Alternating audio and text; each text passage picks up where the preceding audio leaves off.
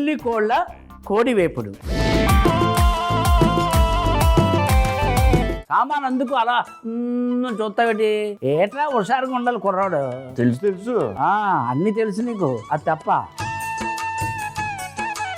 ఆ పెద్ద ముగ్గురు తీసుకో, 6-7 గంటల నూనె.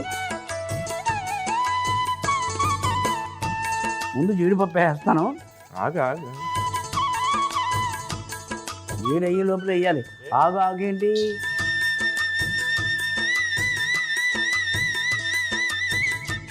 ముందు వేసేందుకు? ముందు వేసాం కాబట్టి ఎగుతాయి. వేడెక్కినప్పుడు వేసాం అనుకో మాడిపోతాయి. అది కూడా తెలియకపోతే ఎలా రా నువ్వు?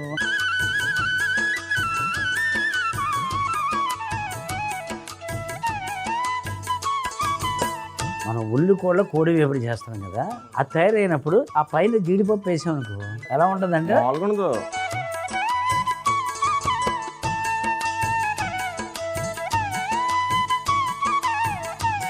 ఇప్పుడు ఏం చేస్తానంటే ఉల్లిపాయలు వేస్తాను ఇందులోనే. మరి ఓకే, ఉల్లిపాయలతో చేస్తున్నాం కాబట్టి ఉల్లిపాయలు తక్కువ వేయాలి.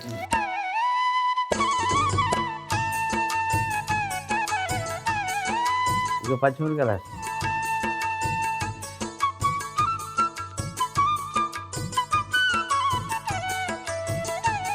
కరివేపాకు వేస్తాం.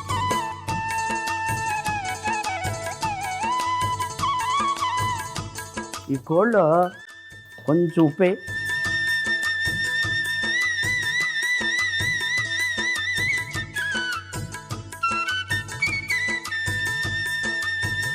ఉప్పేసావు కదా, ఇగో కారం వేస్తున్నాను, పసుపు, జీలకర్ర పొడి, ధనియాల పొడి, అల్లం వెల్లుల్లి పేస్టు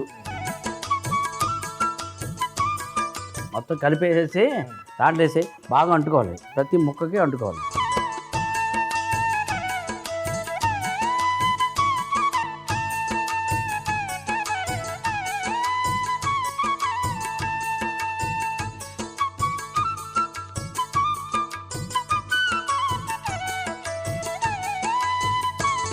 దీన్ని బాగా వేయించి మూత పెట్టి ఓ 10-15 నిమిషాలు ఉంచామనుకో, ఆ తర్వాత ఉల్లికోళ్ళు వేస్తాం. ఉల్లికోళ్ళు వేసి కొంచెం కలిపి తీసేస్తాం. ఆ పైన జీడిపప్పు వేస్తాం. ఆ మూత పెట్టేదాన్ని మీద ఇప్పుడు ఈ మూత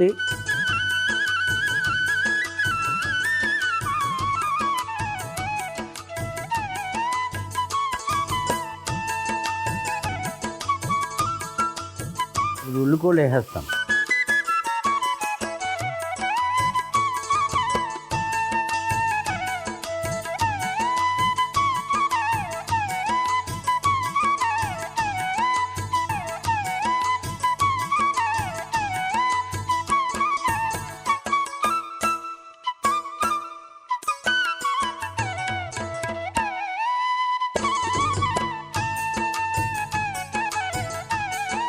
ఉల్లికోళ్ళు కానీ పైన జీడిపప్పులు ఉన్నాయి కదా, జీడిపప్పులు వేసి